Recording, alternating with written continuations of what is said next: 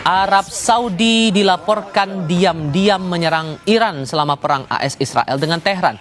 Bagaimana kita kemudian bisa membaca serangan Saudi ke Iran ini dan apa pula implikasinya terhadap peta geopolitik di Timur Tengah? Sudah bergabung untuk diskusi malam ini peneliti senior Indo-Pacific Strategic Intelligence Aisyah Kusuma Sumantri dan pakar Timur Tengah dari Badan Riset dan Inovasi Nasional Nostalgiawan Wahyudi. Selamat malam semuanya dengan Tifal di sini. Selamat malam. Terima kasih semua sudah bergabung bersama kami. Oke, Mbak Isa, terima kasih juga sudah bergabung bersama kami. Mas Wawan, kalau sebelum keluar pemberitaan ini, Anda sudah sempat menduga nggak bahwa akan ada reaksi atas aksi yang dilakukan Iran ke beberapa wilayah Timur Tengah waktu itu di awal-awal perang, di medio akhir Februari dan awal Maret saat itu, termasuk Riyadh yang juga kena imbasnya saat itu, dan malah ujung-ujungnya akan ada serangan balasan. Anda sudah menduga itu? Ya, sebetulnya bukan hal yang baru ya. Jadi sebelum ini menjadi berita viral, sebetulnya Iran sejak bulan Februari, terutama Maret ya, Maret itu sudah sering menuduh Saudi selain memberikan tanahnya untuk fasilitas kepada military base Amerika untuk melakukan penyerangan terhadap Iran, juga melakukan serangan terselubung, terutama setelah adanya serangan drone dari Iran ya. Jadi sebetulnya kalau kita lihat ini sebetulnya kita harus menarik ini sebagai salah satu karakteristik dari negara-negara Arab ya. Memang banyak terjadi faksionalisasi, terutama mereka sering melakukan politik dua kaki. Yang satu sisi mereka tidak ingin melakukan perluasan eskalasi di kawasan, tapi yang di sisi lain mereka memiliki kepentingan. Karena selama ini orang negara-negara Teluk itu menganggap Iran memang duri dalam daging. Jadi ketika terjadi penyerangan terhadap Iran dilakukan oleh Israel dan juga Amerika, apalagi di awal-awal perang, menjanjikan bahwa sebetulnya regime change bisa terjadi hanya dalam hitungan hari. Jadi negara-negara Teluk memang tidak mau secara terbuka mendukung mendukung perang terhadap Iran, namun juga tidak menolak karena mereka mempunyai kepentingan untuk pergantian rezim di sana, sehingga tercipta sebuah Middle East yang baru, tetapi tanpa ada konflik yang meluas di kawasan. Jadi ini yang diinginkan mereka. Terutama kita bisa melihat ya apa yang dilakukan Jordan dan juga Saudi ketika perang 12 hari sebelumnya. Ya, ketika serangan-serangan rudal dari Iran diluncurkan ke Israel, banyak sekali rudal balistik dari Jordan dan Saudi ikut menghalangi itu. Jadi pesawat tempur Saudi juga ikut menjatuhkan rudal balistik yang dilontarkan oleh Iran. Dan ini menjadi sesuatu yang tidak baru sebetulnya. Sikap-sikap ini sudah sangat kentara, apalagi selama ini kita bisa tahu bahwa sebetulnya rivalitas proksi di kawasan itu memang terjadi antara Saudi dan juga dengan Iran itu sendiri. Sehingga laporan yang disampaikan itu menurut Anda valid dan wajar kalau kemudian ada balasan, karena selama ini yang kita lihat kan atau yang kita dengar baru sebatas bantahan atau kemudian sebatas ucapan keras, mengecam keras apa yang dilakukan Iran di beberapa wilayah Timur Tengah itu. Iya, ini ibaratnya seperti ini, Mas Tifa. Jadi kita misalnya Indonesia mempunyai musuh ya di kawasan, sedangkan negara tetangga kita misalnya Singapura atau Malaysia justru menyediakan landasan tempur mereka atau memfasilitasi negara-negara musuh itu untuk melakukan penyerangan terhadap Indonesia. Dan ini juga psikologi persegi perang ini juga terjadi terhadap Iran ya, di mana Iran juga merasa bahwa dia dikhianati oleh negara-negara sendiri di kawasan, dan ini yang menyebabkan Iran juga melakukan suatu tindakan yang sebetulnya cukup terbatas ya, tidak secara liar ya. Jadi serangan-serangan drone atau rudal balistik yang terbatas terhadap fasilitas-fasilitas militer Amerika yang ada di kawasan, dan tujuannya sebetulnya kalau saya lihat ya ini deeskalasi. Jadi Iran juga tidak terkejut dengan serangan balasan yang dilakukan oleh Saudi. Bahkan Saudi juga menyatakan beberapa serangan mereka juga disiarkan, diberitahukan terhadap Iran. Jadi untuk menampakkan bahwa serangan mereka bukan serangan yang memang bertujuan untuk menghancurkan, tetapi ada semacam diplomatic pressure ya, yang tujuannya sebetulnya eskalasi, karena Saudi juga mengancam bahwa jika serangan-serangan terhadap Saudi terus dilakukan oleh Iran, maka Saudi juga akan melancarkan serangan balasan yang lebih besar. Ini yang perlu kita catat, Mas Tifa. Oke, yang masih belum clear kan sebetulnya Mbak Aisyah, kita kan belum tahu nih persisnya serangan dalam bentuk yang kayak gimana, kapan dilaksanakan, target yang diincar seperti apa. Cuman yang juga menarik untuk dicermati adalah kenapa diam-diam? Sejauh mana Anda menganalisis itu, Mbak? Ya, terima kasih Mas Rival. Nah, ini cukup menarik ya, karena di satu sisi saya benar sebenarnya kata Mas Nostalgiawan bahwa negara-negara Arab Teluk ini sebenarnya posisinya agak terjepit. Nah, di satu sisi memang secara politik luar negeri dia selalu konsisten dengan Amerika Serikat. Makanya negara-negara Arab Teluk ini kan sebenarnya bersedia untuk ya menjadi host dari base tempur Amerika Serikat di kawasan Middle East. Tetapi di sisi lain kita bisa lihat bahwa mereka juga memiliki kepentingan untuk pertama melindungi national interest-nya, karena pasti yang namanya aliansi dan yang namanya politik internasional ya itu sesuatu yang penting. Tapi lagi-lagi national interest atau kepentingan nasional itu berada di atas segalanya. Pertama itu, dan yang kedua adalah dari stabilitas regional, karena dia akan sangat terdampak di situ. Gitu. Jadi kita kira sebenarnya yang dilakukan oleh negara-negara Arab Teluk adalah melakukan strategi yang namanya adalah hedging. Di satu sisi dia tetap mendapatkan keuntungan dari hubungannya dengan Amerika Serikat, tapi di sisi lain dia menyediakan sebenarnya sedikit ruang kemungkinan apabila Iran memenangkan peperangan ini. Ya, meskipun memang ya dia sebenarnya negara-negara Arab Teluk ini akan dirugikan ya dengan kekalahan Amerika Serikat, tapi di sisi lain sebenarnya ada potensi di mana Iran ini sebenarnya menjadi salah satu poros kekuatan baru di dalam dunia internasional, dan Arab Teluk tidak mau kemudian mengambil resiko untuk terlibat lebih jauh. Terlebih lagi sebenarnya gangguan-gangguan yang ada di Selat Hormuz ini kan sebenarnya menyebabkan ya adanya hambatan di dalam perekonomian mereka. Mereka menginginkan perangnya itu cepat selesai. Nah, dan ini betul bukan hal yang baru sebenarnya. Terutama kalau kita lihat dari minggu ketiga sampai keempat perang, kalau nggak salah itu sudah ada pernyataan dari negara-negara Arab Teluk, khususnya dari UAE dan Arab Saudi, bahwa mereka tidak segan untuk menggunakan cara-cara yang sifatnya adalah kekerasan ya untuk bisa melindungi negaranya gitu. Jadi itu sebenarnya sudah terjadi, meskipun sepertinya yang dipublikasikan oleh dunia internasional itu lebih ke arah kemarin kan cara-cara damai yang melalui jalur multilateral, yaitu adalah Tapi kalau, sorry saya potong Mbak, tapi kalau kemudian mengukur benefit resikonya, kalau kemudian serangan balasan itu dilakukan antara yang eksplisit dengan yang diam-diam, benefit resikonya sama atau beda? tentu saja berbeda. Kalau misalnya secara terang-terangan, maka ini akan menciptakan sebenarnya perang. Karena perang salah satu persyaratan utamanya itu adalah sebenarnya deklarasi. Ketika itu terjadi, maka kemudian negara tersebut secara politik itu akan mengerahkan ya kemampuannya secara besar-besaran untuk bisa ya berperang melawan sana. Dan terlebih lagi sebenarnya konfliknya tidak hanya kemudian terjadi di antara Amerika Serikat dan Iran, dan ini akan melebar ke level regional. Dan itu akan menyebabkan apa? Dari segi ya perekonomian, ya harga energi, harga-harga barang dan jasa itu akan semakin naik dan kemudian akan semakin langka. Itu kan menyebabkan sesuatu yang sebenarnya tidak favorable untuk Arab Saudi ataupun UAE sendiri yang melakukan serangan kepada Iran. Pada akhirnya yang dilakukan adalah serangan terbatas ya atau specialized force yang kemudian dilakukan secara diam-diam, sehingga ya dampak politik dari serangan tersebut itu bisa tetap dikontain. Nah, terlebih lagi sebenarnya Iran ini kan memiliki proksi-proksi yang ada di kawasan Timur Tengah. Jadi baik Arab Saudi maupun UAE sebenarnya keduanya ini ingin sebenarnya melakukan retaliasi terhadap Iran untuk menunjukkan ya adanya kemampuan untuk membela diri. Tetapi di sisi lain, karena adanya proksi-proksi ini di dalam axis of resistance, mereka berusaha menjaga agar konfliknya tidak melebar sampai mengaktifasi milisia-milisia ini secara penuh. Karena kalau misalnya seandainya Selat Hormuz sudah ditutup, lalu kemudian kita bicara tentang Bab el Mandeb yang ada di Yaman itu juga kemudian diaktifasi dan ada disturbance di sana, maka kemudian perdagangan global akan terhambat, harga energi itu akan semakin naik, sehingga kemudian itu merugikan Amerika Serikat dan ekonomi dunia secara global.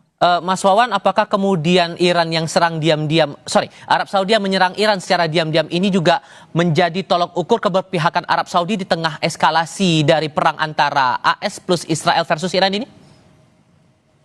Kalau kita lihat sebetulnya tidak sesimpel itu ya. Jadi keperpihakan ini sebetulnya sudah terlihat sejak awal, sejak perang 12 hari itu positioning Saudi dan negara-negara Arab termasuk Jordan yang waktu itu juga udah clear sekali ya. Dia ikut betul menjatuhkan rudal-rudal Iran ketika melancarkan ke Israel. Bahkan mereka tidak melakukan apapun ketika wilayah udara Saudi dan juga Jordan digunakan oleh Israel untuk melakukan penyerangan terhadap Iran. Dan ini keperpihakan ini sebetulnya sudah sangat clear. Terlebih lagi yang seperti saya katakan tadi, memang sebetulnya ada proksi yang menarik ya sebetulnya. Jadi kalau boleh saya sedikit bergeser, Mas Tifa. Jadi ada sesuatu yang perubahan signifikan dan cukup menarik di kawasan Timur Tengah, di mana kita tahu bahwa Saudi itu merupakan polisi Timur Tengah dan Iran merupakan salah satu proksi yang menjadi duri dalam daging. Saudi itu Sunni Wahabi, Iran itu Syiah. Tetapi di sini ada faktor Uni Emirat Arab yang sekarang tumbuh menjadi satu kekuatan yang cukup diperhitungkan. Kalau kita bilang Saudi kemarin melakukan penyerangan terhadap Iran, sebetulnya yang lebih agresif itu Uni Emirat Arab.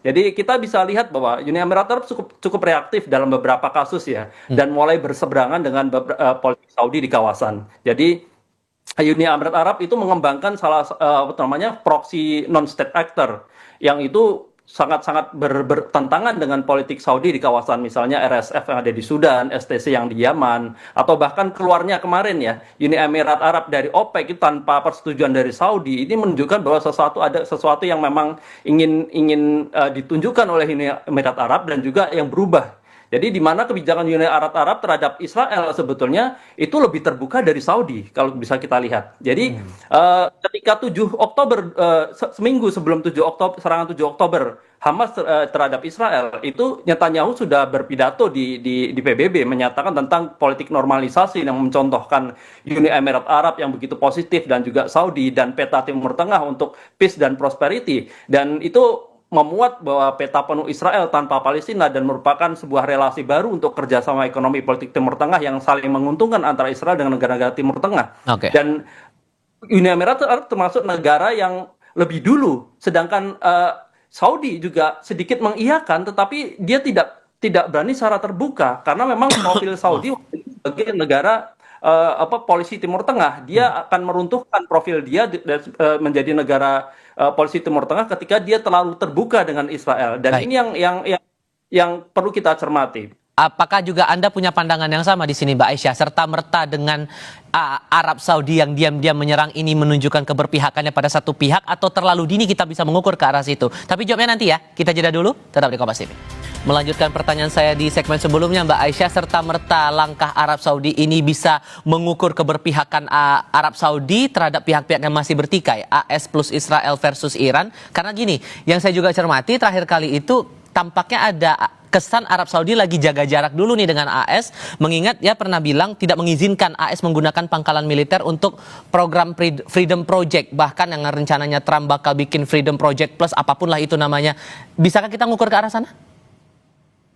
Ya, jadi memang di dalam dinamika politik Timur Tengah ini selalu ada 3 poros yang berbeda sebenarnya, dan ini bukan sesuatu hal yang baru. Poros pertama itu adalah Israel sebagai kepanjangan tangan sebenarnya dan representasi sebenarnya values Barat ya yang ada di kawasan Timur Tengah.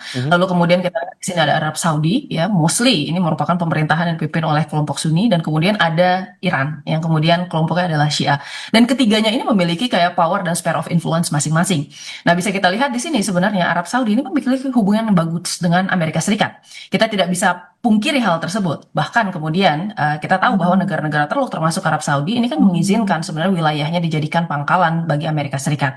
Ya, jadi kita clear sebenarnya ada sebuah kerjasama militer yang sebenarnya cukup signifikan antara Amerika Serikat dengan Arab Saudi. Akan tetapi sebenarnya kita tidak bisa memisahkan bahwa Arab Saudi ini juga sebuah negara sendiri yang tetap memiliki kepentingan domestik ya, kepentingan nasional gitu yang perlu diwujudkan. Apa saja kepentingan nasionalnya? Pasti yang pertama itu adalah kemudian dia berusaha untuk kemudian meredam sebenarnya ancaman dari Iran, khususnya dengan kemudian ancaman-ancaman yang muncul dari potensi kemudian program nuklirnya ya, itu juga akan sangat berpengaruh terhadap Arab Saudi. Lalu yang kedua bisa kita lihat sebenarnya betul tadi yang disebutkan oleh Mas Nostalgiawan bahwa Iran itu selalu dilihat sebagai duri dalam daging, dan dia adalah poros yang selalu berlawanan dengan Arab Saudi.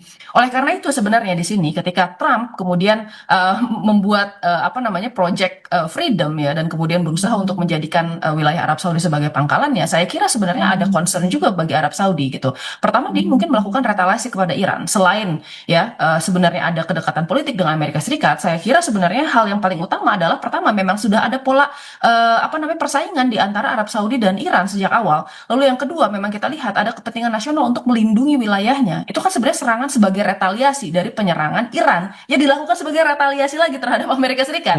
Jadi ini merupakan sebuah cycle yang never ending gitu. Berantai terus itu ya.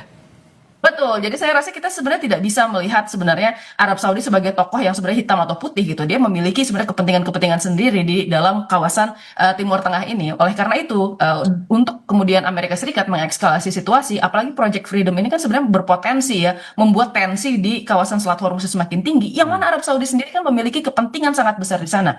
Saya kira Arab Saudi ini berusaha untuk agak menarik diri karena dia paham betul bahwa ini akan membuat ya Iran itu akan semakin apa namanya panas istilahnya ya, dan dia akan semakin kemudian melakukan serangan-serangan yang sifatnya adalah reaktif terhadap tadi potensi blokade Amerika Serikat. Oleh karena itu sebenarnya Saudi berusaha untuk menahan diri. Oke, kalau membaca polanya juga, Mas Wawan juga begini. Kalau kita lihat kan Saudi juga makin dekat nih dengan Pakistan. Ini jadi apa ya? Jadi bagian strateginya Arab Saudi buat menghadapi Iran juga, atau ada maksud lain di balik itu? Jadi begini Mas, kalau kita baca Arab Saudi itu yang paling enak seperti ini. Dia setuju dengan mengeliminasi rezim yang ada di Iran, tetapi dia tidak mau diganggu secara ekonomi. Itu yang paling enak cara bacanya. Jadi itu yang dukungan yang sejak awal-awal yang diterapkan oleh Arab Saudi terhadap perang Israel dan Amerika terhadap Iran, tetapi ketika itu menyentuh faktor ekonomi, maka dia akan berkalkulasi, dan secara logis, secara rasional negara akan berkalkulasi itu. Kita tahu bahwa di bawah MBS banyak sekali mega project economic corridor yang dibangun Saudi seperti The Line, Al Ula, dan dia coba untuk keluar dari sebuah negara rentier state yang terlalu tergantung dengan minyak ya. Bahkan dia diisukan juga mau menjual Aramco kan.